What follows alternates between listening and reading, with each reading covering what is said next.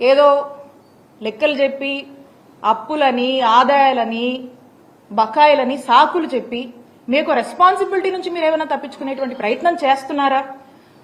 ఆరోగ్యశ్రీ సంబంధించి వాటి యొక్క బిల్స్ కి సంబంధించి ఈ సాకులు చెప్పి మీరు ప్రజల్ని ఏమన్నా ఒక ఆందోళన పరిస్థితిలో ఉంచేటువంటి ఒక ప్రయత్నం చేస్తున్నారా? లేకపోతే ఏంటి మీరు చెప్పాలనుకుంటుంది? ఈ బిల్స్ పట్ల మీ స్టాండ్ ఏంటి?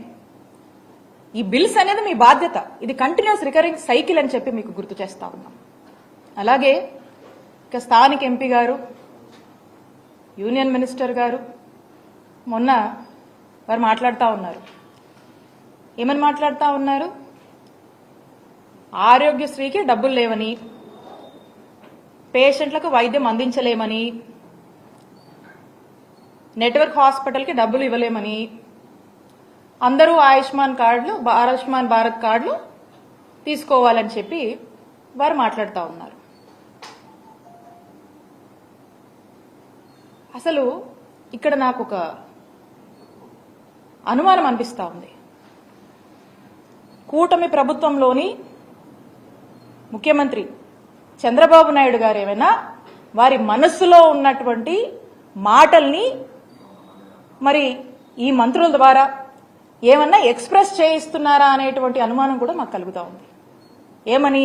హెల్త్ వాళ్ళకంత ప్రయారిటీ కాదని, మరి ఆరోగ్యశ్రీని ఏమన్నా వైండప్ చేస్తున్నారనేటువంటి ఒక అనుమానం కూడా మనకు కలుగుతూ ఉంది. ఆయుష్మాన్ భారత్ కార్డ్స్ వాళ్ళకున్నటువంటి టెక్నికాలిటీస్ కావచ్చు, వాళ్ళు మనకు ఇస్తున్నటువంటి దీని ప్రకారం మనం చూస్తున్నట్టయితే 60 లక్షల మంది కుటుంబాలకు ఆయుష్మాన్ భారత్ కార్డు వర్తిస్తుంది మన రాష్ట్రంలో. ఆరోగ్యశ్రీ మీరు చూసినట్టయితే ఆరోగ్యశ్రీలో 1,42,00,000 కుటుంబాలకు ఈరోజు ఆరోగ్యశ్రీ మన రాష్ట్రంలో వర్తిస్తుంది.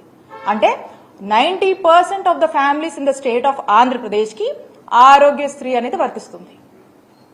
మరి 60 లక్షల మందికే వర్తించేటువంటి ఆయుష్మాన్ భారత్ కార్డ్స్ ని అందరూ తీసుకోవాలి, దాన్నే వాడుకోవాలంటే 60 లక్షల మందికే వర్తించేటువంటి ఈ ఆయుష్మాన్ భారత్ కార్డ్స్ మరి మిగతా వాళ్ళ పరిస్థితి ఏంటి? వాళ్ళకి ఏమైనా సమస్య వస్తే ఎక్కడికి పోవాలి? వాళ్ళకి ఏం వర్తించాలి అప్పుడు? అలాగే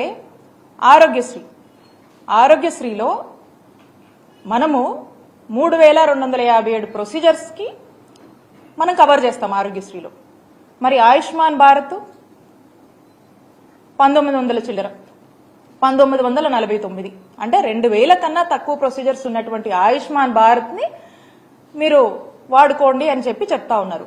మరి ఈ 3,257 ప్రొసీజర్స్ మనం ఆరోగ్యశ్రీలో కవర్ చేస్తున్నటువంటి ఈ మిగతా ప్రొసీజర్స్, అంటే ఈ 2,000కు పైగా ఉన్నటువంటి మన దగ్గర ఉన్నటువంటి ఆరోగ్యశ్రీలో ఉన్నటువంటి 3,257 ప్రొసీజర్స్ లో ఉన్నటువంటి ప్రొసీజర్ ఏదన్నా ఈ రాష్ట్ర ప్రజలకు అవసరం అయితే ఎక్కడికి పోవాలి? ఎవరు బాధ్యత తీసుకుంటారు? ఎవరు బాధ్యత వహించాలి? అలానే ఆరోగ్యశ్రీ పరిధి 5 లక్షలు ఉన్నటువంటి ఆరోగ్యశ్రీ పరిధిని మా ముఖ్యమంత్రి గారు ఏ పేదవాడికి ఈ రాష్ట్రంలో భారం అవ్వకూడదు, ఎవ్వరికి కూడా అవుట్ ఆఫ్ పాకెట్ ఎక్స్పెండిచర్ అవ్వకూడదు అని చెప్పి ఒక ముందు చూపుతో ఒక గొప్ప ఆలోచన చేసి ఆ కుటుంబంలో ఆ పేదవాడికి ఆ కష్టం వస్తే నాది బాధ్యత అని చెప్పి జగన్మోహన్ రెడ్డి గారు ఆ బాధ్యత తీసుకొని 5 లక్షలు ఉన్నటువంటి పరిధిని 25 లక్షల వరకు కూడా పెంచినటువంటి ఘనత జగన్మోహన్ రెడ్డి గారి ప్రభుత్వానికి దక్కింది. దాన్ని మేము అమలు చేశాం. మరి ఈ రోజున ఆయుష్మాన్ భారత్ మీరు చూసినట్టయితే 5 లక్షల వరకే ఇస్తుంది లిమిట్. మరి ఏదైనా ఒక ప్రజలకి ఆ ప్రొసీజర్ కి లిమిట్ ఎక్సీడ్ అయితే 5 లక్షల కన్నా మించి ఎక్సీడ్ అయితే ఎక్కడికి పోవాలి? ఎవరిని అడగాలి? ఎవరు బాధ్యత తీసుకుంటారు?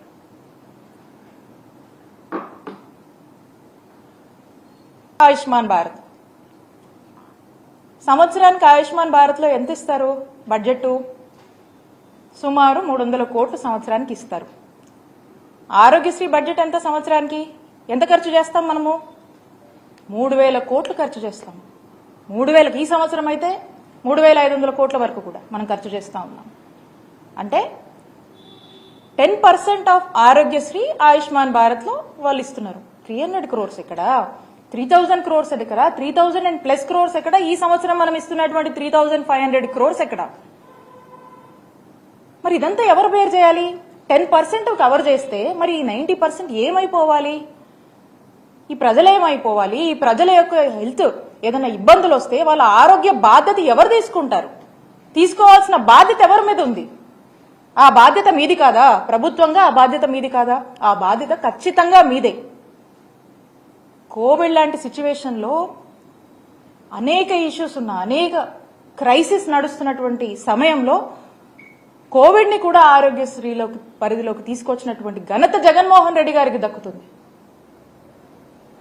దేశమంతా కూడా ఈ పాండమిక్ వల్ల అనేక ఇబ్బందులు పడుతున్నప్పుడు కూడా మన రాష్ట్రంలోని ప్రజల్ని కంటికి రెప్పలా కాపాడుకున్నటువంటి నాయకత్వం వహించినటువంటి నాయకుడిగా జగన్మోహన్ రెడ్డి గారికి ఈ రాష్ట్ర ప్రజల్లో ఆ యొక్క గుర్తింపు ఉంది. ఈ రోజున మరి ఈ విధంగా మీరు మాట్లాడుతూ ఉన్నారు. అలాగే ఆరోగ్య ఆసరం ఇది ఎవరికైనా ఆరోగ్యశ్రీలో ఉన్నటువంటి ఆ ప్రొసీజర్స్లో ఒక సర్జరీ అయినాక వాళ్ళు రికవరీ పీరియడ్ అని ఉంటుంది. ఆ రికవరీ పీరియడ్ అంటే ఆ రికవరీ పీరియడ్లో వాళ్ళ ఇంట్లో ఉంటే వాళ్ళ పనులు చేసుకోలేరు కాబట్టి వాళ్ళంతా కూడా వాళ్ళు పని చేసుకుంటేనే వాళ్ళ జీవితం గడిచేటువంటి జీవన విధానం ఉంటుంది. కాబట్టి ఆ లేవలేనటువంటి పరిస్థితుల్లో ప్రభుత్వము ఫినాన్షియల్ అసిస్టెన్స్ గా ఆరోగ్య ఆసరా అని చెప్పేసి 225 రూపాయల నుంచి per day up to doctor recommendation మేరకు మరి 5,000 వరకు కూడా ఒక నెలకి ఈ అమౌంట్ ని ఫినాన్షియల్ అసిస్టెన్స్ గా వాళ్ళకు వేజ్ లాస్ కాకుండా మనం ఇస్తా ఉన్నాం. ఇది ఆరోగ్యశ్రీ ఉంటేనే వర్తిస్తుంది. దీనికి మనం సంవత్సరానికి 300 కోట్ల చొప్పున ఖర్చు చేస్తా ఉన్నాం. మరి ఇది ఆరోగ్యశ్రీ ఉంటేనే ఇది వర్తిస్తుంది. మరి ఆరోగ్య ఆసరాన్ని ఏం చేద్దాం అనుకుంటున్నారు? ఆరోగ్య ఆసరా మీద మీ స్టాండ్ ఏంటి? ఈ మొత్తం చూస్తా ఉంటే అందుకనే అనిపిస్తా ఉంది. నేనంటుంది కాదు, ఏదో రాజకీయం కోసం నేను అంటుంది కాదు. ఇవన్నీ కూడా మేము చేశాం, మనసు పెట్టి చేశాం. ఒక మనసున్న నాయకుడు ఈ రాష్ట్ర ప్రజలకు ఏ కష్టం వచ్చినా కూడా అది నా బాధ్యత, ఏ పేదవాడు ఒక ఆరోగ్య సమస్యతో ఇబ్బంది పడినా అది నా బాధ్యత అని భావించి జగన్మోహన్ రెడ్డి గారు నిరంతరం పరితపించి ఎంత కష్టమైనా సరే అనేక ఇష్యూస్ ఉన్నా, ప్రయారిటీస్ ఇంకా ఉన్నా కూడా ఏదైతే ఇందాక మనం మాట్లాడుకున్నామో ఏ దేశానికైనా హెల్త్ అనేది ఒక టాప్ మోస్ట్ ప్రయారిటీ అని, కానీ మన ఆంధ్రప్రదేశ్ రాష్ట్రంలో జగనన్న ప్రభుత్వానికి ఒక టాపెస్ట్ ప్రయారిటీగా భావించి పేద ప్రజల ఆరోగ్యం కోసం ఎక్కడ కాంప్రమైజ్ కాకుండా ఏ రోజు ఏ సిచ్యువేషన్ అయినా కూడా వాటిని బేర్ చేస్తూ ఎక్కడ కూడా హెల్త్కి తగ్గించకుండా మరి ముందుకు నడిపినటువంటి విధానం ఈ రాష్ట్ర ప్రజలకు తెలుసు. కాబట్టి నేను అడుగుతా ఉన్నాను ఈ మంత్రుల్ని, అలాగే కూటమి ప్రభుత్వంలో ఉన్నటువంటి ముఖ్యమంత్రి గారు, ఆరోగ్యశ్రీ మీద మీ స్టాండ్ ఏంటి? దీని మీద మీరు స్పష్టత ఇవ్వవలసిందిగా మిమ్మల్ని నేను కోరుతా ఉన్నాను. అలాగే రీసెంట్గా చూస్తూ ఉన్నాము, మరి మంత్రి గారు మెడికల్ కాలేజెస్ గురించి మాట్లాడుతూ ఉన్నారు. ఈ రాష్ట్రంలో వైద్య విద్యని పెంపొందించాలని, క్యూరేటివ్ కేర్ని స్ట్రెంథెన్ చేయాలి, టెరిషరీ కేర్ని ఇంకా కూడా స్ట్రెంథెన్ చేయాలి.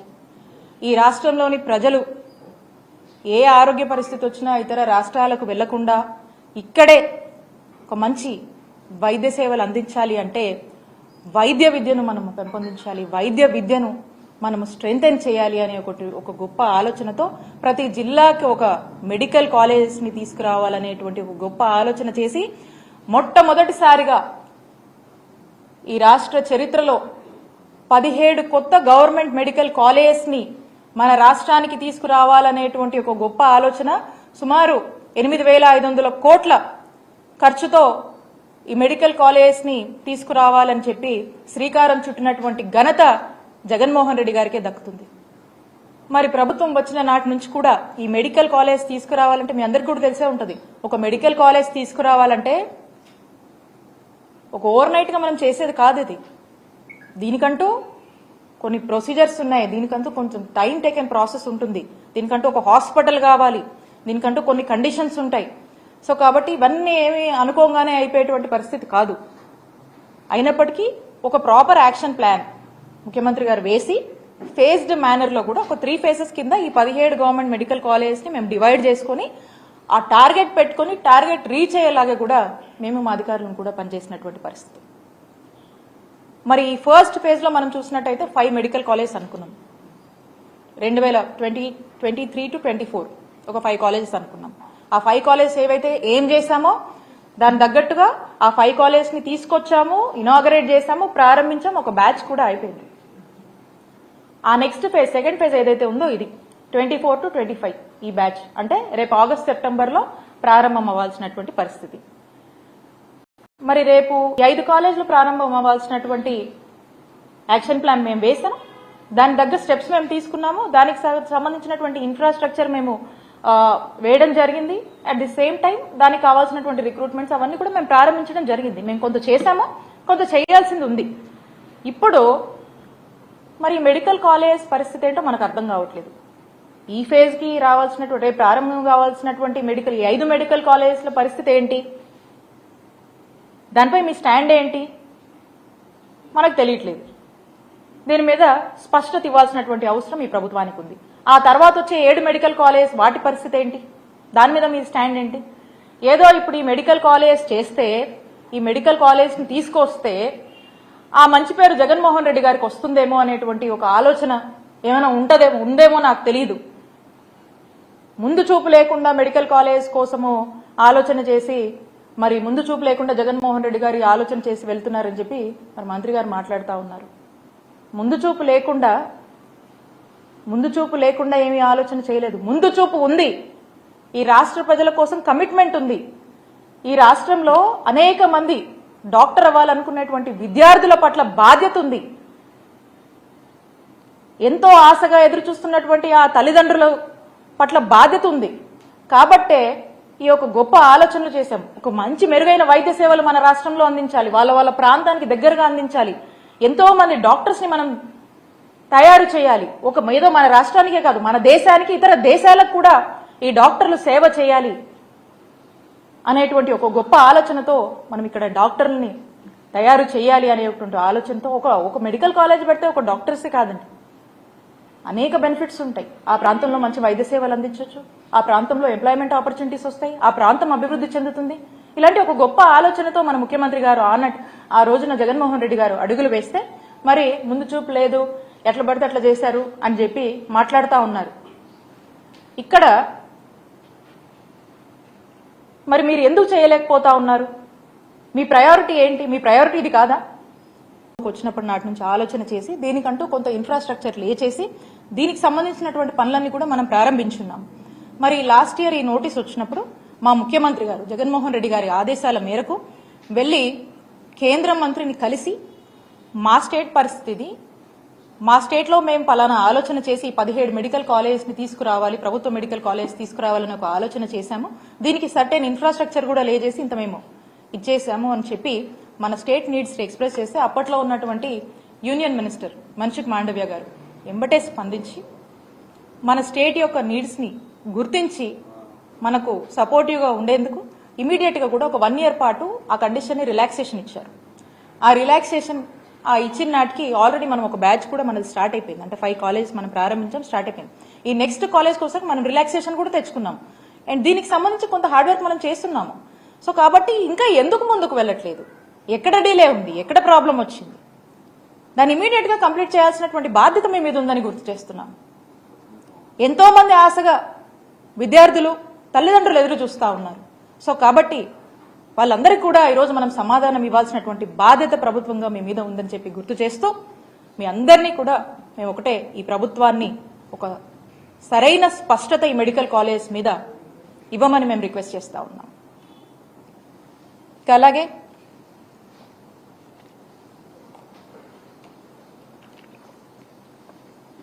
ఈ రాష్ట్రంలో రూరల్ ఏరియాస్ అన్నిట్లో, రిమోట్ ఏరియాస్, ట్రైబల్ ఏరియాస్లో, మారుమూల ప్రాంతంలో అన్ని చోట్ల కూడా ఒక మెరుగైన వైద్య సేవలు మరి వారి యొక్క డోర్ స్టెప్స్ దగ్గర ఇవ్వాలి, ఆ గ్రామాల్లోనే ఇవ్వాలి అనేటువంటి ఒక గొప్ప ఆలోచన చేసి జగన్మోహన్ రెడ్డి గారు ఒక నావల్ ఇనిషియేటివ్స్కి మరి శ్రీకారం చుట్టి ఫ్యామిలీ డాక్టర్ ప్రోగ్రామ్ని ఇంట్రడ్యూస్ చేసినటువంటి పరిస్థితి.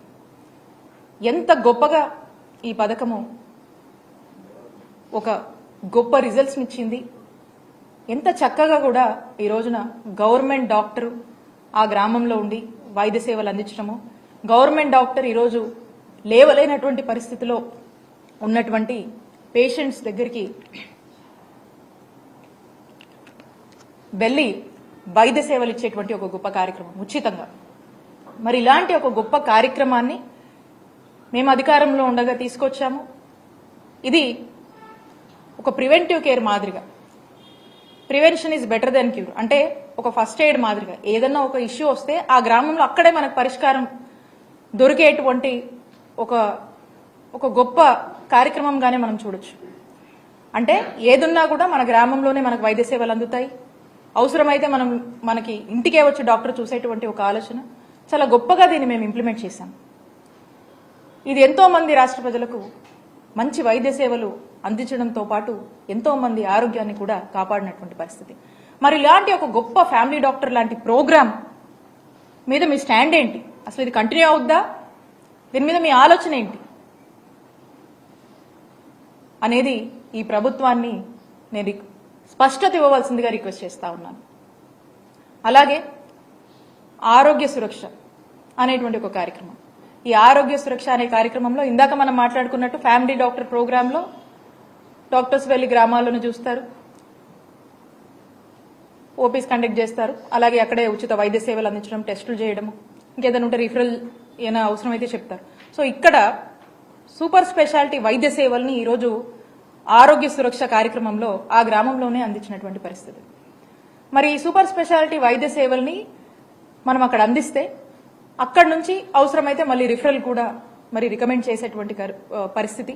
దాన్ని మళ్ళా ఈ కార్యక్రమాన్ని ఫ్యామిలీ డాక్టర్తో అనుసంధానం చేసి ప్రజలకు ఎక్కడ కూడా ఇబ్బంది లేకుండా చక్కటి వైద్య సేవలు, వారి యొక్క ఆరోగ్యం పట్ల బాధ్యతని మీకు ఈ కార్యక్రమాల ద్వారా మీకు అర్థమవుతా ఉంది. ఇది మనం చేశాం. మరి ఈ కార్యక్రమం మీద మీ స్టాండ్ ఏంటి?